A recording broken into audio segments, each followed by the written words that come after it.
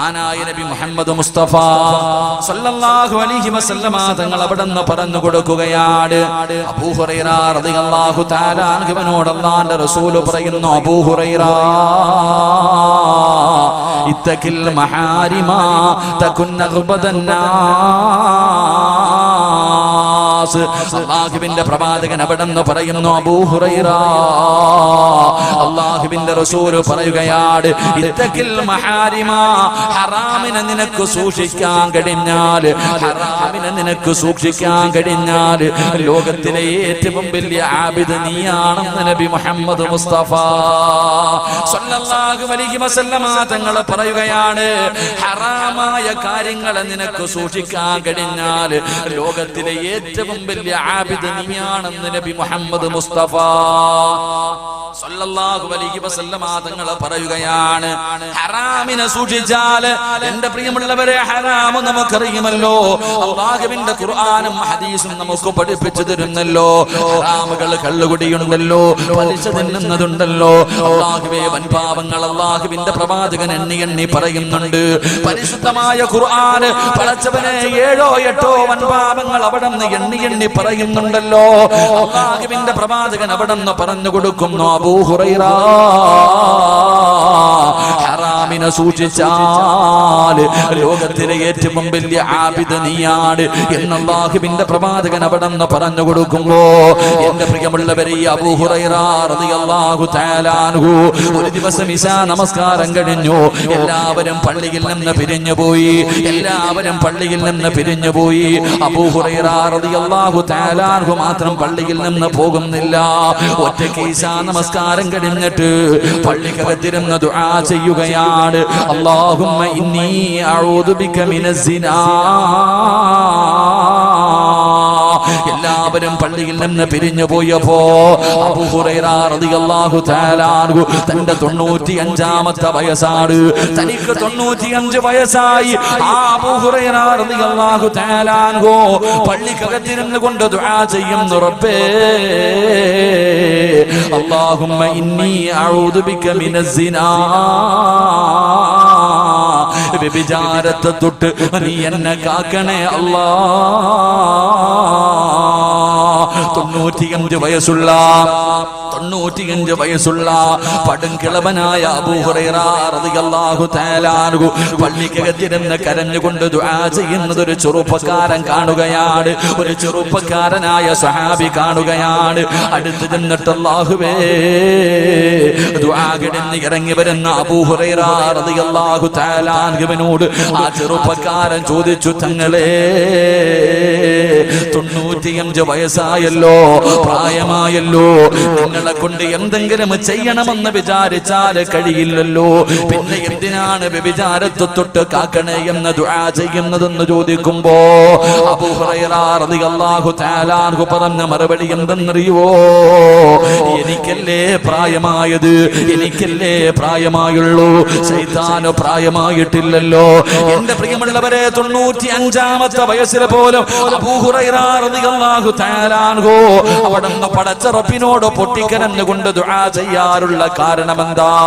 അല്ലാഹുവിന്റെ ഖുർആനാ പറഞ്ഞത്, വലാ തഖറബുസ് സിനാ ഇന്നഹു കാന ഫാഹിഷാ. അല്ലാഹുവിന്റെ പരിശുദ്ധമായ ഖുർആൻ വ്യഭിചരിക്കരുതെന്നല്ല പറഞ്ഞത്. അല്ലാഹുവിന്റെ ഖുർആൻ പറഞ്ഞത് നിങ്ങൾ വ്യഭിചരിക്കരുതെന്നല്ല പറഞ്ഞത്. വലാ തഖറബുസ് സിനാ, നിങ്ങൾ വ്യഭിചാരത്തിനോട് അടുക്കരുതേ എന്ന് അല്ലാഹുവിന്റെ വിശുദ്ധ ഖുർആൻ. എന്റെ പ്രിയമുള്ളവരെ, വ്യഭിചാരത്തോട് അടുക്കാൻ പോലും പാടില്ല. എന്റെ പ്രിയമുള്ളവരെ, വ്യഭിചാരത്തിന്റെ അവസരമുണ്ടാക്കുന്ന ഒരു കാര്യങ്ങളും നിങ്ങളുടെ ജീവിതത്തിൽ ചെയ്യാൻ പാടില്ല എന്ന് പരിശുദ്ധമായ ഖുർആൻ പറയുമ്പോ, എന്റെ പ്രിയമുള്ളവരെ, ഇന്ന് വ്യഭിചാരം വല്ലാതെ വർദ്ധിക്കുന്ന കാലമാണ്. ഇന്ന് വ്യഭിചാരം, പടച്ചവനെ, ഇന്ന് വ്യഭിചാരമില്ലാത്ത വീടുകളില്ലല്ലോ.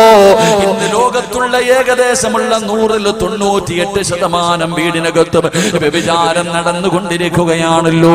പടച്ചവരെ, രാവെന്ന് പകലെന്നില്ലാതെ റബ്ബേ, ഇന്ന് വീടിനകത്ത് വ്യഭിചാരം നടന്നുകൊണ്ടിരിക്കുമ്പോ, എന്റെ പ്രിയമുള്ളവരെ, വ്യഭിചാരമെന്ന് പറഞ്ഞാൽ എന്തെന്നറിയുമോ? നമ്മൾ കരുതിയിരിക്കുന്നത് ഒരാണിന്റെയും പെണ്ണിന്റെയും ഗുഹ്യഭാഗങ്ങൾ പരസ്പരം ചേരുന്ന ചേരുന്നതിനാണ് വ്യഭിചാരമെന്ന് കരുതുന്നെന്ന്. വ്യഭിചാരം അതാണെന്ന് കരുതുന്ന എന്റെ പ്രിയപ്പെട്ട മുസ്ലിമേ, അതിനല്ല വ്യഭിചാരമെന്ന് പറയുന്നത്. അതിന് മാത്രമല്ല വ്യഭിചാരമെന്ന് പറയുന്നത്. ഒരാണും പെണ്ണും ശാരീരികമായി ബന്ധപ്പെടുന്നതിന് മാത്രമല്ല വ്യഭിചാരമെന്ന് പറയുന്നത്. അത് വ്യഭിചാരത്തിന്റെ ഏറ്റവും അവസാനത്തെ ഘട്ടമാ. അത് വ്യഭിചാരത്തിന്റെ ഏറ്റവും അവസാനത്തെ ഘട്ടമാ. അല്ലാഹുവിന്റെ റസൂൽ അവിടെന്ന് പറയുന്നു, സ്വഹാബ, ശരീരത്തിന്റെ ഓരോ അവയവത്തിനും വ്യഭിചാരമുണ്ടെന്ന് നബി മുഹമ്മദ് മുസ്തഫ സല്ലല്ലാഹു അലൈഹി വസല്ലമ തങ്ങൾ പറയുകയാണ്. പ്രവാചകൻ പറഞ്ഞു, കണ്ണിന് വ്യഭിചാരമുണ്ട്, ചെവിക്ക് വ്യഭിചാരമുണ്ട്, നാവിന് വ്യഭിചാരമുണ്ട്, കൈയ്ക്ക് വ്യഭിചാരമുണ്ട്, കാലിന് വ്യഭിചാരമുണ്ട്, ഹൃദയത്തിന് വ്യഭിചാരമുണ്ട്. ആദമിന്റെ മക്കൾ വ്യഭിചാരത്തിന്റെ കുറ്റം അവരുടെ മേൽ എഴുതപ്പെടുമെന്ന് അല്ലാഹുവിന്റെ പ്രവാചകൻ അവിടെന്ന് പറയുമ്പോ, എന്റെ പ്രിയപ്പെട്ട ചെറുപ്പക്കാരാ, കണ്ണിന്റെ വ്യഭിചാരം എന്തെന്നറിയുമോ? അല്ലാഹുവിന്റെ റസൂൽ പറയുകയാണ്, അബൂ ഹുറൈറ തങ്ങൾ പറഞ്ഞു കൊടുക്കുകയാ, കണ്ണിന്റെ വ്യഭിചാരം എന്തെന്നറിയോ? അല്ലാഹുവിന്റെ റസൂൽ പറയുന്നു, സ്വഹാബാ, ഹറാമ് കാണൽ കണ്ണിന്റെ വ്യഭിചാരമാണെന്ന് നബി മുഹമ്മദ് മുസ്തഫ സല്ലല്ലാഹു അലൈഹി വസല്ലമ തങ്ങൾ പറയുമ്പോ, ഇന്ന് ഏറ്റവും കൂടുതൽ വ്യഭിചാരം നടക്കുന്നത് ഏത് വഴിയിലൂടെ എന്നറിയുമോ? അല്ലാഹുവേ, മൊബൈലിലൂടെയാണ്. പാതിരാത്രി 9 മണിയായ എല്ലാവരും ഭക്ഷണം കഴിച്ചിട്ട് ഒരു വീടിന്റെ പല പല റൂമിനകത്തേക്ക് കിടക്കുകയാണ്. വാപ്പ ഒരു റൂമിലാണ്, ഉമ്മ ഒരു റൂമിലാണ്, മക്കൾ ഒരു റൂമിലാണ്. പടച്ചവനെ, എന്നിട്ട് ഓരോ റൂമിനകത്ത് കിടന്നുകൊണ്ട് വ്യഭിചരിക്കുമ്പോ, ഫോണിലൂടെയുള്ള വ്യഭിചാരം വല്ലാതെ വർദ്ധിക്കുമ്പോ, പടച്ചവനെ, എന്റെ പ്രിയപ്പെട്ട ചെറുപ്പക്കാരാ, യൂട്യൂബിൽ കയറിയിട്ട് അന്യ പെണ്ണിന്റെ ശരീരം കണ്ട് ആസ്വദിക്കുന്ന പൊന്നുമോനെ, വാട്സപ്പിലൂടെ തന്റെ കാമുകിക്ക് തന്റെ നഗ്നചിത്രം അയച്ചു കൊടുക്കുന്ന ചെറുപ്പക്കാര്, അവിടെ നിങ്ങോട്ട് വേടിക്കുന്ന പെണ്ണുങ്ങള്, അള്ളാഹു നിങ്ങൾക്ക് തരുന്ന ശിക്ഷ എന്തെന്നറിയുമോ? അള്ളാഹുവേ, നിങ്ങൾക്ക് പടച്ചിറപ്പ് തരുന്ന ശിക്ഷ എന്തെന്നറിയുമോ? അള്ളാഹു തന്ന കണ്ണുകൊണ്ട് ഹറാമ് കാണുന്നവര്, അള്ളാന്റെ റസൂല് പറയുകയാ, നാളെ നീ പരലോകത്തേക്ക് കടന്നു ചെല്ലുമ്പോ അതാ നിന്നെ മലക്കുകൾ പിടിച്ചു കയ്യും കാലും ചങ്ങലയിൽ കെട്ടുകയാണ്. നിന്റെ കയ്യും കാലും ചങ്ങലയിൽ കെട്ടിയിട്ട് നിന്റെ കണ്ണിനകത്തേക്ക് ഈയം ഉരുക്കി ഒഴിക്കുമെന്ന് അഷ്റഫുൽ ഖൽഖ് നബി മുഹമ്മദ് മുസ്തഫ സല്ലല്ലാഹു അലൈഹി വസല്ലമ തങ്ങൾ പറയുമ്പോ, ചിലരൊക്കെ ഇതിന് നിസാരമായിട്ടാണ് തള്ളുന്നത്. ഇത് നിസാരമല്ല. പടച്ചവനെ, സിനിമയ്ക്കകത്ത് അരപ്പാവാട ഇട്ടിട്ട് ഒരു പെണ്ണ് കിടന്ന് ആടുന്നത് പടച്ചവനെ ഒരു നാണവുമില്ലാതെ ഇരുന്ന് കാണുന്ന മുസ്ലിമേ, അത് നിസാരമാണെന്ന് തള്ളിക്കളയുന്നവര്, അത് നിസാരമായ ഒരു തെറ്റല്ല, അത് നിസാരമായ ഒരു പാപമല്ല. അന്യ പെണ്ണിന്റെ ശരീരം കണ്ട് ആസ്വദിക്കുന്നത് ഒരു നിസാര തെറ്റല്ല. എന്റെ പ്രിയമുള്ളവരെ, അല്ലാഹുവിന്റെ പരിശുദ്ധമായ കഅബാലയമുണ്ടല്ലോ, അല്ലാഹുവിന്റെ വിശുദ്ധമായ കഅബാലയത്തിൽ പടച്ചവനെ ഒരു പണ്ഡിതൻ ഇങ്ങനെ തവാഫ് ചെയ്തുകൊണ്ടിരിക്കുമ്പോ, കഅബാലയത്തിന്റെ ചുറ്റുഭാഗത്ത് ഇങ്ങനെ തവാഫ് ചെയ്തുകൊണ്ടിരിക്കുമ്പോ, ഒരു ചെറുപ്പക്കാരൻ കഅബയുടെ കില്ല പിടിച്ചിട്ട് കരഞ്ഞുകൊണ്ട് ദുആ ചെയ്യുകയാണ്. ഒരു ചെറുപ്പക്കാരനുണ്ടല്ലോ, ഒരേ ഒരു ദുആ മാത്രമേ പറയുന്നുള്ളൂ. കഅബാലയത്തിന്റെ കില്ല പിടിച്ചിട്ട് റബ്ബേ, എത്രയോ കൊല്ലങ്ങളായി നിന്ന് കരയുകയാണ്. അവിടെ നിന്ന് ദുആ ചെയ്യുന്നത് എന്തെന്നറിയുമോ? അല്ലാഹുമ്മ ഖ്രിജ്നി മിൻ ഹാദിഹി ദുനിയാ മുസ്ലിമാ. ഒരു മനുഷ്യന് കഅബാലയത്തിന്റെ കില്ല പിടിച്ചിട്ട് എപ്പോ നോക്കിയാലും ഇതേ ദുആ മാത്രമാണ് പറയുന്നത്. എപ്പോ നോക്കിയാലും ഇതേ ഒരു വാചകം മാത്രമേ പറയുന്നുള്ളൂ. പൊട്ടിക്കരഞ്ഞുകൊണ്ട് ദുആ ചെയ്യുകയാണ്. അല്ലാഹുമ്മ ഖ്രിജ്നി മിൻ ഹാദിഹി ദുനിയാ മുസ്ലിമാ. അല്ലാഹുവേ, എന്നെ നീ ഒരു മുസ്ലിമാക്കി മരിപ്പിക്കണേ അല്ലാ. എപ്പോ നോക്കിയാലും ഇതേ ദുആ മാത്രമാണ്. പാപങ്ങൾ പുറത്തു തരണേ എന്ന് ചോദിക്കുന്നത് പോലുമില്ല. ഇത് കണ്ടപ്പോ ആ ചെറുപ്പക്കാരനോടൊരു മനുഷ്യൻ ചോദിക്കുകയാണ്. ഒരു പണ്ഡിതൻ ചോദിച്ചു, എന്തിനാണ് പൊന്നുമോന് നിനക്ക് വേറെ ഒന്നും ചോദിക്കാനില്ല, ഇത് മാത്രമേ നീ ദുആ ചെയ്യുന്നല്ലോ. എന്താണ് സംഭവിച്ചതെന്ന് ചോദിക്കുമ്പോ ആ ചെറുപ്പക്കാരൻ പൊട്ടിക്കരഞ്ഞുകൊണ്ട് പറയുകയാണ്, എനിക്ക് 2 സഹോദരങ്ങളുണ്ട്, എന്റെ ജ്യേഷ്ഠനുണ്ട്, എനിക്ക് 2 ജ്യേഷ്ഠന്മാരുണ്ട്. അതിൽ മൂത്ത ജ്യേഷ്ഠനുണ്ടല്ലോ, ആ ജ്യേഷ്ഠന്റെ ജോലി എന്തെന്നറിയുമോ?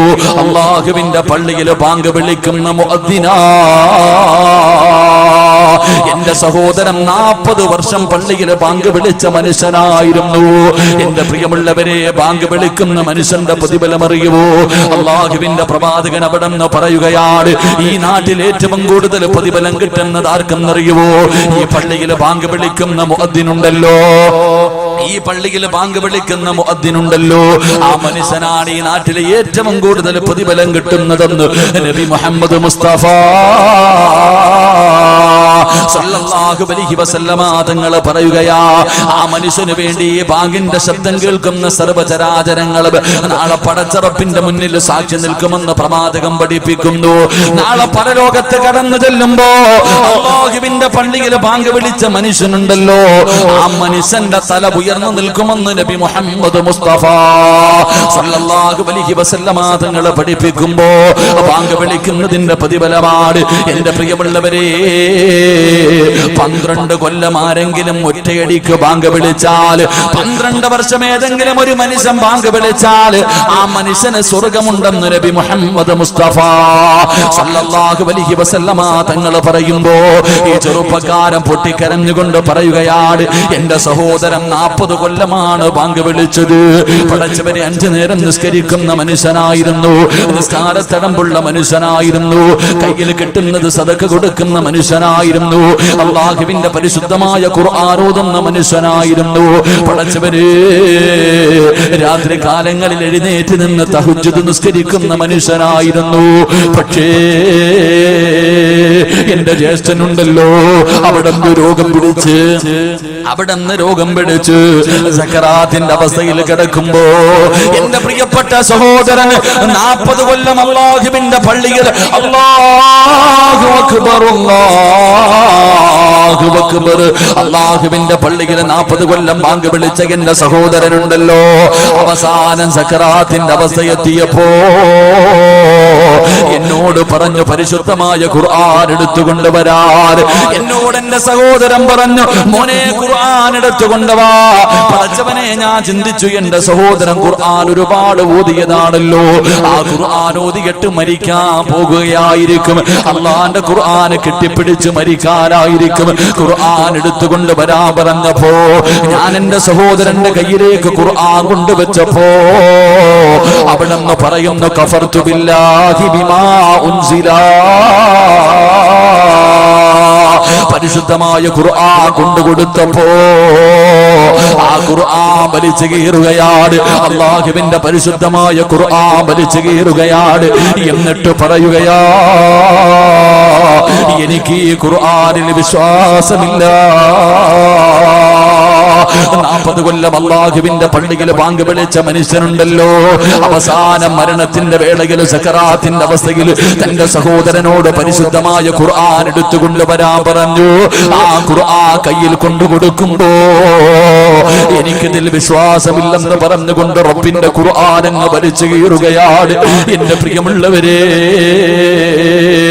ആ മനുഷ്യൻ പറയുകയാ, എന്റെ സഹോദരൻ കാഫിറായി മരിച്ചുപോയി.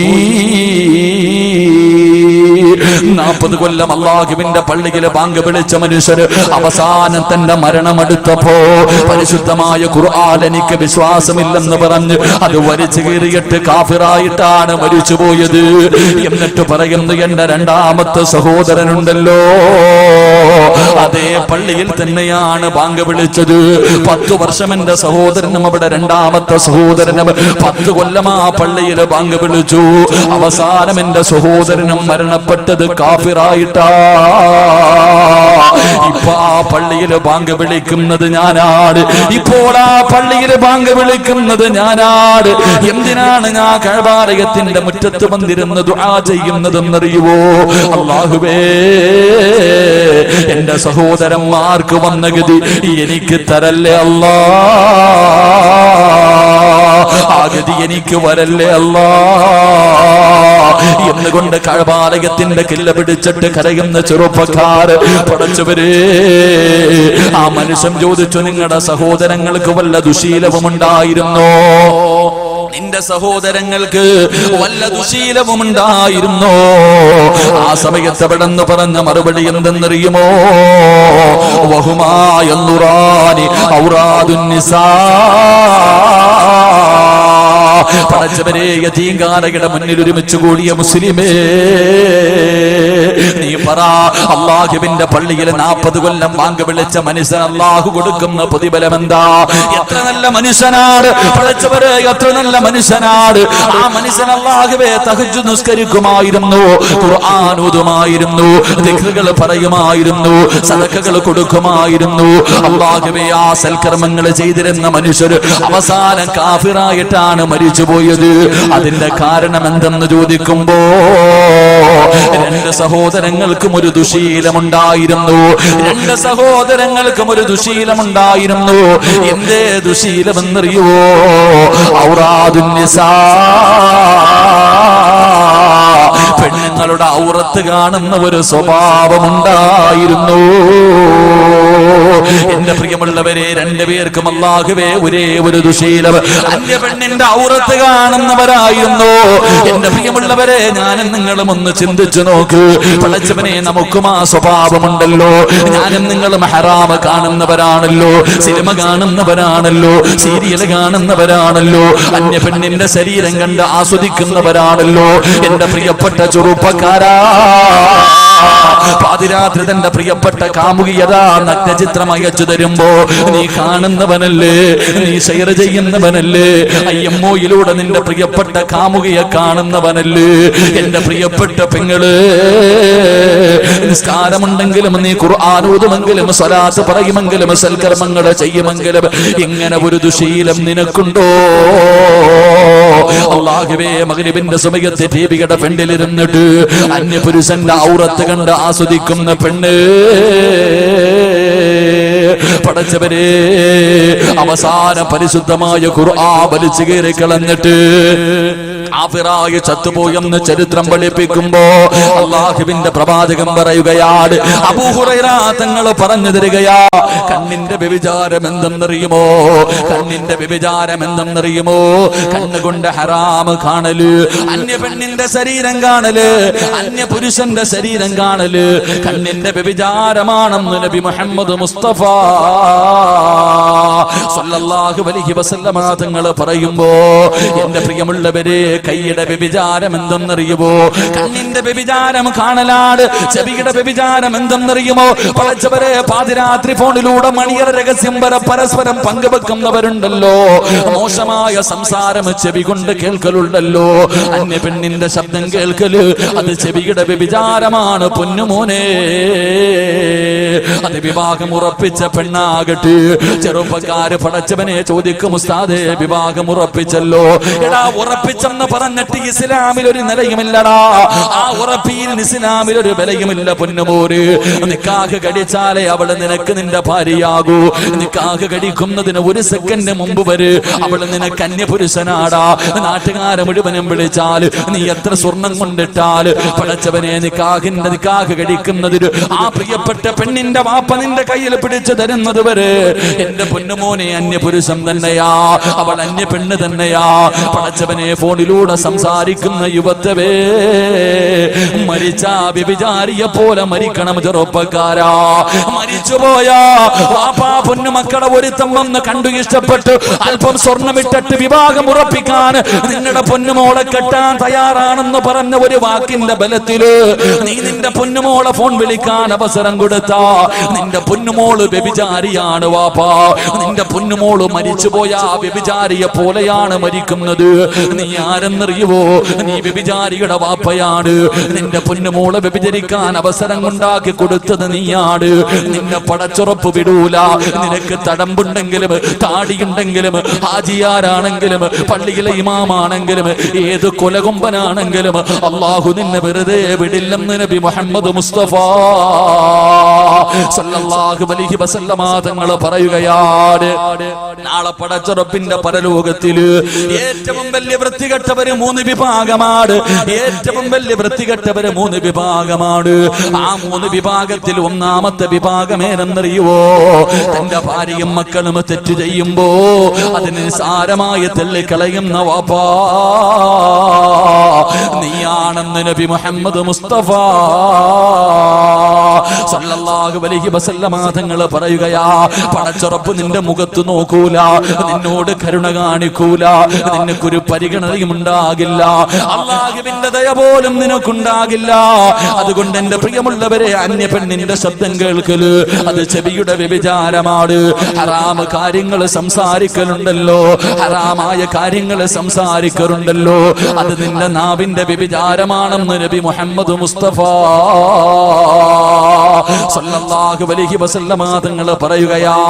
നാവ് കൊണ്ട് മോശമായ സെക്സ് ഉണ്ടാക്കുന്ന സംസാരങ്ങൾ സംസാരിക്കുന്നവരല്ലേ പടച്ചവരെ, ഇന്ന് ശരീരത്തിന്റെ വ്യഭിചാരം അല്ലാഹുവിന്റെ പ്രവാചകൻ അവിടെന്ന് പറയുകയാണ്.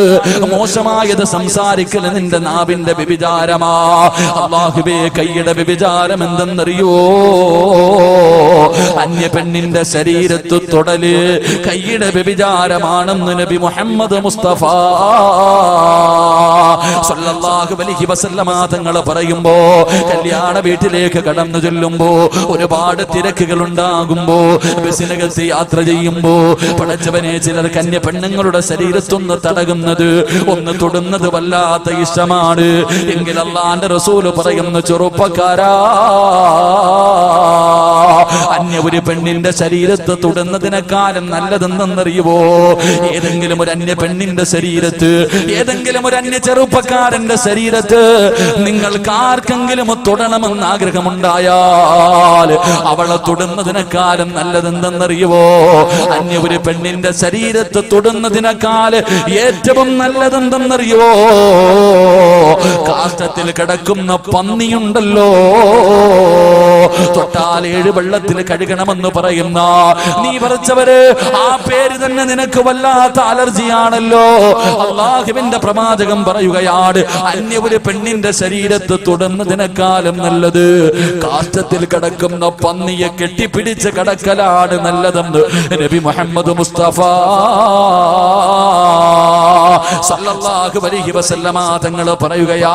പന്നിയെ കെട്ടിപ്പിടിച്ച് കിടന്നാൽ കഴുകിയാ പോകുമല്ലോ, പന്നിയെ കെട്ടിപ്പിടിച്ച് കിടന്നാൽ കഴുകിയാൽ അത് പോകുമല്ലോ. പക്ഷേ അന്യ പെണ്ണിന്റെ ശരീരത്ത് തൊട്ടാൽ അത് പാപമാണ്. ചെറുപ്പക്കാരാ, മഹാനായ സയ്യിദുനാ ഉമർ ഇബ്നുൽ ഖത്താബ് റളിയല്ലാഹു തആല അൻഹു രാജ്യം ഭരിക്കുമ്പോ പടച്ചവനെ, ഒരു ചെറുപ്പക്കാരൻ ഉണ്ടായിരുന്നു. പള്ളിയിലെ 1ാമത്തെ സഫിലാണ് ഇരിക്കുന്നത്. എപ്പോ നോക്കിയാലും പള്ളിയിലാണ്. ഉമർ റളിയല്ലാഹു തആല അൻഹുവിനാ ചെറുപ്പക്കാരനെ വല്ലാത്ത ഇഷ്ടമാ. എന്റെ പ്രിയമുള്ളവരെ, ഒരു ദിവസം നമസ്കാരം കഴിഞ്ഞ് തന്റെ വീട്ടിലേക്ക്, ഇശാ നമസ്കാരം കഴിഞ്ഞ് വീട്ടിലേക്ക് നടന്നു പോകുമ്പോ ഒരു സുന്ദരിയായ പെണ്ണ് കേറി പിടിക്കുകയാ. കാണാനടകുള്ള യുവത്വത്തിന്റെ നടുവിലൂടെ നടന്നു പോകുന്ന ഈ ചെറുപ്പക്കാരനെ ഒരു സുന്ദരിയായ പെണ്ണ് കേറി പിടിക്കുകയാണ്. അവിടെന്ന് പറയുന്നു, ചെറുപ്പക്കാരാ, എന്റെ ആഗ്രഹമൊന്ന് സാധിച്ചു തരുവോ? ചെറുപ്പക്കാരാ, ആരും കാണില്ല, ആരും കാണില്ല, ഒരു പ്രാവശ്യം എന്റെ ആഗ്രഹമൊന്ന് സാധിച്ചു തരുവോ എന്ന് ഒരു പെണ്ണ് തന്റെ ശരീരത്തിലേക്ക് ഒരു ചെറുപ്പക്കാരനെ പിടിച്ചു നിർത്തിയിരിക്കുകയാണ്. കെട്ടിപ്പിടിച്ചിട്ട് ചോദിക്കുമ്പോ, അല്ലാഹുവേ, ഒരു പെണ്ണിന്റെ ശരീരത്ത് ഞാൻ തൊട്ടുപോയല്ലോ റബ്ബേ, ഖസറ ദുനിയാ വൽ ആഖിറ, എന്റെ ദുനിയാവും ആഖിറവും നഷ്ടപ്പെട്ടു പോയല്ലോ റബ്ബേ. നാളെ ഞാൻ പടച്ചറപ്പിന്റെ കോടതിയിൽ ഇതിന് മറുപടി പറയേണ്ടി വരുമല്ലോ അല്ലാ.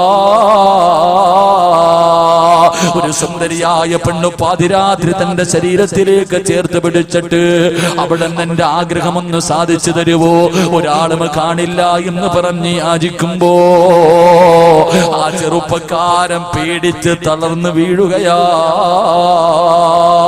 പടച്ച റബ്ബിനെ കുറിച്ചുള്ള പേടി കാരണം ആ ചെറുപ്പക്കാരൻ തളർന്നു വീഴുകയാണ്. റബ്ബേ, ഏതോ വഴിയാത്രക്കാരെടുത്തുകൊണ്ട് ആ പൊന്നുമോനെ വീട്ടിലേക്ക് കൊണ്ടുപോയി. ആ പൊന്നുമോനെ വീടിനകത്തേക്ക് കൊണ്ടുപോയി തന്റെ പ്രിയപ്പെട്ട വാപ്പാന്റെ മുന്നിൽ പൊന്നുമോനെ കൊണ്ടുവെക്കുമ്പോ അവിടെ നിന്ന് ബോധം തിരിച്ചു വന്നപ്പോ വാപ്പ ചോദിക്കുന്നു, മോനെ എന്താണ് സംഭവിച്ചതെന്ന് ചോദിക്കുമ്പോ കരഞ്ഞുകൊണ്ട് പറയുന്ന വാപ്പാ, ഒരു പെണ്ണെന്നെ കേറി പിടിച്ചു വാപ്പാ, എന്റെ ശരീരം ആ പെണ്ണിന്റെ ശരീരവുമായി സ്പർശിച്ചു വാപ്പാ, എനിക്ക് അല്ലാഹു ശിക്ഷ തരുവോ, അതോ പേടിച്ച് പിന്മാറിയതിന് പകരം പ്രതിഫലമാണോ തരുന്നത്? പ്രിയപ്പെട്ട വാപ്പയോട് പൊന്നുമകനെ കരഞ്ഞുകൊണ്ട് ചോദിക്കുകയാണ്.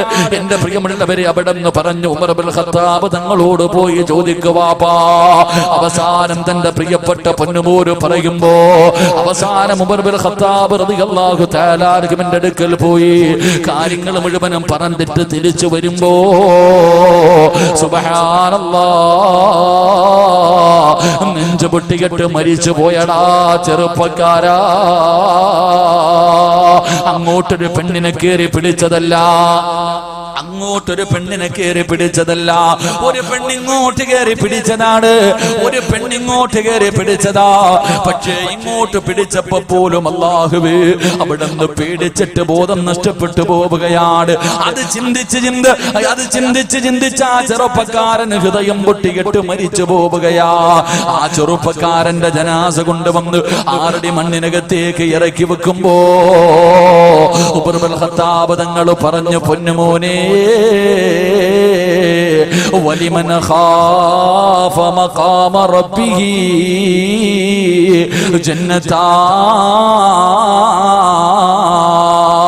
മോനെ, ഒരു തെറ്റ് ചെയ്യാൻ അവസരം കിട്ടിയപ്പോ പടച്ച റബ്ബിനെ കുറിച്ച് പേടിച്ചിട്ട് മാറിയ പൊന്നുമോനെ, വലിമൻ ഖാഫ മഖാമ റബ്ബിഹി ജന്നതാ. നിനക്ക് നാളെ പടച്ച റബ്ബ് 2 സ്വർഗം തരുമെന്ന ഖുർആനിന്റെ ആയത്ത് ഓതുമ്പോ എന്റെ പ്രിയപ്പെട്ട മുസ്ലിമേ, ഞാനും നിങ്ങളും പടച്ചവനെ എത്രയോ പ്രാവശ്യം തെറ്റ് ചെയ്തവരാണ്. അല്ലാഹുവിന്റെ പ്രവാചകൻ അവിടെ നിന്ന് പറയുകയാ, എല്ലാം പടച്ച റബ്ബിനോട് പൊട്ടിക്കരഞ്ഞ് ദുആ ചെയ്യാനുള്ള അവസരമാണ്.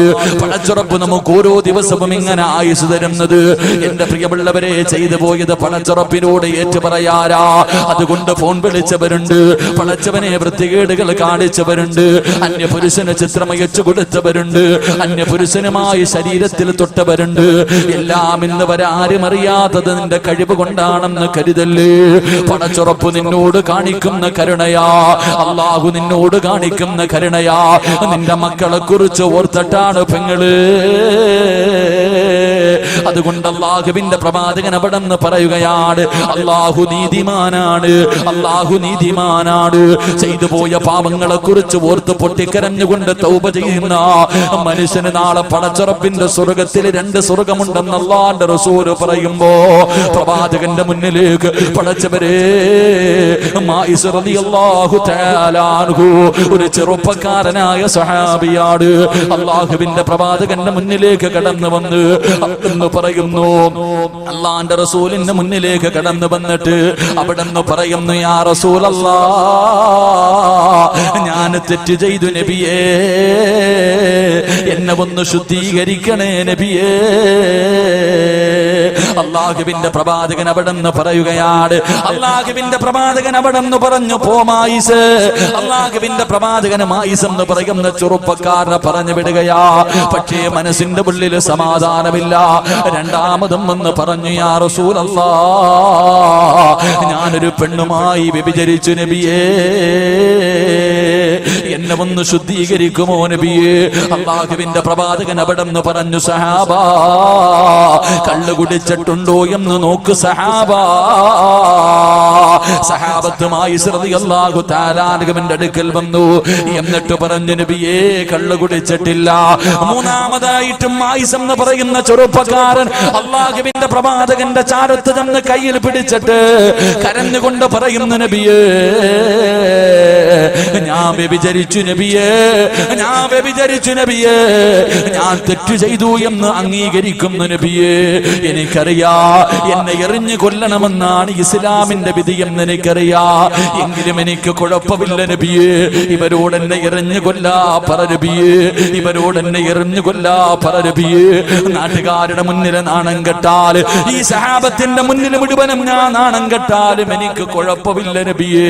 അല്ലാഹുവിന്റെ പരലോകത്തേക്ക് കടന്നു ചെല്ലുമ്പോ ഒരു വ്യഭിചാരിയെ പോലെ കടന്നു പോകാ, ഒരു വൃത്തികെട്ടവനെ പോലെ കടന്നു പോകാ. കോടാലി കോടി ജനങ്ങൾക്ക് മുന്നിൽ ഒരു വ്യഭിചാരിയെ പോലെ നിൽക്കാൻ എനിക്ക് വയ്യ നബിയേ. അങ്ങല്ലേ പറഞ്ഞത്, അങ്ങല്ലേ പറഞ്ഞത് ഒരു തെറ്റിന്റെ പേരിൽ അല്ലാഹു 2 പ്രാവശ്യം ശിക്ഷിക്കില്ല എന്ന്. അതുകൊണ്ട് എന്നെ എറിഞ്ഞു കൊല്ലാ പറ നബിയേ. അല്ലാഹുവിന്റെ പ്രവാചകർ മനസ്സില്ലാ മനസ്സോടെ പറഞ്ഞു, സഹാബാ എറിഞ്ഞു കൊല്ലു സഹാബാ. അല്ലാഹുവിന്റെ റസൂല് പറഞ്ഞു തീരേണ്ട താമസമുണ്ടല്ലോ. സഹാബത്ത് വലിയ വലിയ കല്ലെടുത്തിട്ട് എറിയുകയാണ്. മായിസ് റളിയല്ലാഹു തആല അൻഹു ഏറുകൊണ്ടിട്ട് പടച്ചവരെ ശരീരത്തിൽ നിന്ന് രക്തം ഇങ്ങനെ ഒഴുകുകയാ. തന്റെ ശരീരം വേദനിച്ചപ്പോ പിടിച്ചു നിൽക്കാൻ കഴിഞ്ഞില്ല. മായിസ് റളിയല്ലാഹു തആല അൻഹു മരണവെപ്രാളത്തിൽ ഓടുകയാണ്. സഹാബത്ത് പുറകെ ഓടി, പടച്ചവനെ ഓടി രക്ഷപ്പെട്ട് കഴിഞ്ഞു. സഹാബത്ത് മടങ്ങി വന്നിട്ട് പറഞ്ഞു, നബിയേ മായിസ് ഓടി രക്ഷപ്പെട്ടു നബിയേ. അല്ലാഹുവിന്റെ പ്രവാചകൻ ഒരു സമാധാനമായി. പടച്ചവരെ അല്പസമയം കഴിഞ്ഞപ്പോ മായിസ് എന്ന് പറയുന്ന ചെറുപ്പക്കാരൻ ശരീരത്തിലൂടെ രക്തമൊലിപ്പിച്ചുകൊണ്ട് കരഞ്ഞുകൊണ്ട് വേച്ച് വേച്ച് നടന്നു വരികയാണ്. അല്ലാഹുവിന്റെ റസൂലിന്റെ മുന്നിൽ വന്നിട്ട് പറയുന്നു, നബിയേ യാ റസൂലല്ലാഹ്, അല്ലാഹുവിന്റെ റസൂലേ അറിയാതെ ഓടിപ്പോയി നബിയേ. ശരീരം വേദനിച്ചപ്പോ അറിയാതെ ഓടിപ്പോയി നബിയേ. അതുകൊണ്ട് സ്വഹാബത്തിനോടൊരു കുഴി കുത്താൻ പറ. ഒരു കുഴി കുടിച്ചിട്ട് എന്നെ അതിനകത്ത് ഇറക്കി നിർത്തിയിട്ട് എന്റെ കയ്യും കാലും കെട്ടികെട്ടി എറിയാ പറ നബിയേ. ഓടണമെന്ന് വിചാരിച്ചാൽ എനിക്ക് ഓടാൻ കഴിയില്ലല്ലോ നബിയേ. എന്റെ പ്രിയമുള്ളവരെ, അവസാനമായി റളിയല്ലാഹു തആല അൻഹുവിനെ കുഴിക്കകത്ത് നിർത്തിയിട്ട് സ്വഹാബത്ത് മുഴുവനും കല്ല് പറക്കി എറിഞ്ഞു കൊല്ലുകയാ. എന്റെ പ്രിയമുള്ളവരെ, അവസാനം ഒരിക്കൽ ആ സ്വഹാബിയുടെ ഖബറിന്റെ ചാരത്തുകൂടെ നടന്നു പോയപ്പോ ഒരു സഹാബി പറഞ്ഞു, ഇവൻ നഷ്ടപാടിയാണ്, ഇവൻ നഷ്ടപാടിയാണ്, ഇവന്റെ ദുനിയാവും ആഖിറവും നഷ്ടപ്പെടുത്തിയല്ലോ. അല്ലാഹുവിന്റെ റസൂല് പറഞ്ഞ മറുപടി എന്തെന്നറിയോ? വലിമൻ ഖാഫ മഖാമ റബ്ബിഹി ജന്നതാ. അല്ലാഹുവിന്റെ പ്രവാചകൻ അവിടെന്ന് പറയുന്നു, സ്വഹാബാ നിങ്ങൾക്കറിയാത്തത് നിങ്ങൾ പറയല്ലേ. മായിസ് പടച്ച റബ്ബിന്റെ സ്വർഗത്തിൽ കിടന്ന് സുഖിക്കുകയാ. എന്തിനാണ് പറഞ്ഞതെന്നറിയോ ചെറുപ്പക്കാരാ? മോനെ, ഇവിടെ വെച്ച് കരഞ്ഞു ദുആ ചെയ്താല്, ഇവിടെ വെച്ച് കരഞ്ഞു ദുആ ചെയ്താ പടച്ചവൻ നാളെ പരലോകത്ത് വെച്ച് നിന്നെ പിടിച്ചു നിർത്തൂലടാ. അല്ലാഹു കരുണയുള്ളവനാണ്, പടച്ച റബ്ബ് നീതിമാനാണ്. ഒരു തെറ്റിന്റെ പേരിൽ 2 പ്രാവശ്യം, ഒരു തെറ്റിന്റെ പേരിൽ 2 പ്രാവശ്യം അല്ലാഹു നിന്നെ ശിക്ഷിക്കില്ല. എന്റെ പ്രിയമുള്ളവരെ, മായിസ് റളിയല്ലാഹു തആല അൻഹുവിനെ എറിഞ്ഞു കൊന്ന വാർത്ത ഇങ്ങനെ നാട് മുഴുവനും പരക്കുകയാണ്. ആ സമയത്ത് വ്യഭിചരിച്ച പെണ്ണുണ്ടല്ലോ, മായിസ് റളിയല്ലാഹു തആല അൻഹുവിന്റെ കൂടെ ശാരീരികമായി ബന്ധപ്പെട്ട പെണ്ണുണ്ടല്ലോ, ആ പെണ്ണിന്റെ ചെവിയിലെത്തുകയാ. സമാധാനമില്ല, സമാധാനമില്ല. അല്ലാഹുവിന്റെ പ്രവാചകന്റെ ചാരത്തേക്ക് കടന്നു വന്നിട്ട് പറയുന്നു, യാ റസൂലല്ലാഹ്,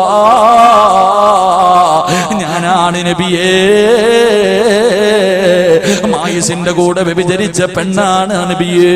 അള്ളാഹുവിന്റെ പ്രവാചകൻ പറഞ്ഞില്ല പോ. അള്ളാന്റെ റസൂല് പറഞ്ഞു വിടുകയാണ്. ആ പെണ്ണ് പറഞ്ഞു, എന്റെ വയറ്റിൽ കിടക്കുന്ന കുഞ്ഞു മായിസിന്റെതാ നബിയേ, എന്റെ വയറിനകത്ത് കിടക്കുന്ന കുഞ്ഞു മായിസിന്റെതാ നബിയേ. അള്ളാഹുവിന്റെ പ്രവാചകൻ പറഞ്ഞു, എങ്കിലും നീ പ്രസവിച്ചിട്ട് വാ. അള്ളാന്റെ റസൂല് പറഞ്ഞു, നിന്റെ പ്രസവം കഴിഞ്ഞു വാ. ആ പെണ്ണ് വീട്ടിലേക്ക് കടന്നു ചെന്നു. 9.5 മാസം കഴിഞ്ഞു. പടച്ചവനെ പ്രസവിക്കുകയാണ്. അള്ളാഹുവേ, പ്രസവം കഴിഞ്ഞ ഉടനെ ചോരക്കുഞ്ഞിനെ കയ്യിലെടുത്ത് വെച്ചുകൊണ്ട് ഇലാ ഹദ്റത്തി റസൂലില്ലാഹ്, ചോരക്കുഞ്ഞിനെ കയ്യിൽ വെച്ചുകൊണ്ട് അല്ലാഹുവിന്റെ റസൂലിന്റെ മുന്നിലേക്ക് കടന്നു വരികയാണ്. നബിയേ, എന്റെ പ്രസവം കഴിഞ്ഞു നബിയേ, എനിക്കുള്ള ശിക്ഷതാ നബിയേ. അള്ളാഹുവിന്റെ പ്രവാചകൻ പറഞ്ഞു, ഈ കുഞ്ഞിന് 2 മാസം 2 വർഷം പാല് കൊടുത്തിട്ട് വാ. ഈ കുഞ്ഞ് ഭക്ഷണം കഴിക്കുന്നത് വരെ പാല് കൊടുക്കണമല്ലോ. എന്നിട്ട് വരാൻ അല്ലാഹുവിന്റെ റസൂല് പിന്നെയും പറഞ്ഞു വിടുകയാ. കാരണം കുഞ്ഞിന്റെ മനസ്സ് കണ്ട, കുഞ്ഞിന്റെ മുഖം കണ്ട മനസ്സ് മാറുമല്ലോ. പക്ഷേ ഈ പെണ്ണ് ചോരക്കുഞ്ഞുമായി കടന്നു പോവുകയാണ്. എന്റെ പ്രിയമുള്ളവരെ, അവസാനം തന്റെ കുഞ്ഞു ഭക്ഷണം കഴിക്കാ പ്രായമായപ്പോ ആ കുഞ്ഞിനെയും പിടിച്ചുകൊണ്ട് അല്ലാഹുവിന്റെ റസൂലിന്റെ മുന്നിലേക്ക് കടന്നു വരികയാണ്. യാ റസൂലല്ലാഹ്, എന്റെ കുഞ്ഞു ഭക്ഷണം കഴിക്കാ തുടങ്ങി നബിയേ, എനിക്കുള്ള ശിക്ഷതാ നബിയേ. എന്റെ പ്രിയമുള്ളവരെ, എന്തിനു വേണ്ടിയാണ്? നാളെ പടച്ചുറപ്പിന്റെ മുന്നിൽ തെറ്റുകാരായി നിൽക്കാൻ വയ്യാത്തത് കൊണ്ടാ. അതുകൊണ്ട് എന്റെ പ്രിയമുള്ളവരോട് പറയുകയാണ്, ചെയ്തു പോയ പാപങ്ങൾ മുഴുവനും പടച്ചുറപ്പിന്റെ ദുർബാറിലേക്ക് ഇരു കടങ്ങൾ ഉയർത്തിയിട്ട് ആരും കാണാതെ പാതിരാത്രിയുടെ നിശബ്ദതയിൽ സുജൂദിൽ കിടന്നുകൊണ്ട് കരഞ്ഞുകൊണ്ട് റബ്ബിനോട് തൗബ ചെയ്താ നിന്റെ ജീവിതത്തിൽ ചെയ്തു പോയ അപരാധങ്ങൾ മുഴുവനും പടച്ചുറപ്പ് പുറത്തു തരുമെന്ന് അല്ലാഹുവിന്റെ ഖുർആനാ പറഞ്ഞത്. എത്ര വലിയ കൊടുമ്പാപം ചെയ്താൽ, കള്ളു കുടിച്ചാല്, പെണ്ണ് പിടിച്ചാല്, പരിശു തിന്നാലും, വൃത്തികേടുകൾ കാണിച്ചാല്, എത്ര വലിയ പാപം ചെയ്തവനാണെങ്കിലും നീ പടച്ചുറപ്പിനോട് കരഞ്ഞു ദുആ ചെയ്താ അല്ലാഹു പുറത്തു തരാമെന്ന് പടച്ചുറപ്പ് തന്നെയാ പറഞ്ഞത്. നീ ചോദിക്കാൻ മടിക്കേണ്ട, നീ ചോദിക്കാൻ മടിക്കേണ്ട. എത്ര വലിയ പാപം ചെയ്തവനാണെങ്കിലും ഖുൽ യാ ഇബാദിയല്ലദീന അസ്റഫൂ അലാ അൻഫുസിഹിം ലാ തഖ്നതൂ മിർ റഹ്മത്തില്ലാഹ്. അല്ലാഹുവാണ് പറഞ്ഞത് നബിയേ, എന്റെ ദാസന്മാരോട് പറ നബിയേ, അവര് കള്ളു കുടിച്ചവരാണെങ്കിലും, അവര് വ്യഭിചരിച്ചവരാണെങ്കിലും, അവര് പലിശ തിന്നവരാണെങ്കിലും, അവർ വൃത്തികേടുകൾ ചെയ്തവരാണെങ്കിലും എന്നോടൊന്ന് ചോദിക്കാ പറ നബിയേ, അവർക്ക് ഞാൻ പുറത്തു കൊടുക്കാ നബിയേ. ഞാൻ ഗഫൂറാണ് നബിയേ, ഞാൻ റഹീമാണ് നബിയേ. അല്ലാഹുവാണ് പറഞ്ഞത്. അതുകൊണ്ട് എന്റെ പ്രിയമുള്ളവരെ, മഹാനായ പ്രവാചകൻ നബി മുഹമ്മദ് മുസ്തഫ സല്ലല്ലാഹു അലൈഹി വസല്ലമ തങ്ങൾ പറയുകയാണ്, അബാ ഹുറൈറ ഇത്തഖിൽ മഹാരിമ, ഹറാമിനെ സൂക്ഷിക്കാൻ നിനക്ക് കഴിഞ്ഞാൽ ലോകത്തിലെ ഏറ്റവും വലിയ ആബിദ് നീയാണ്.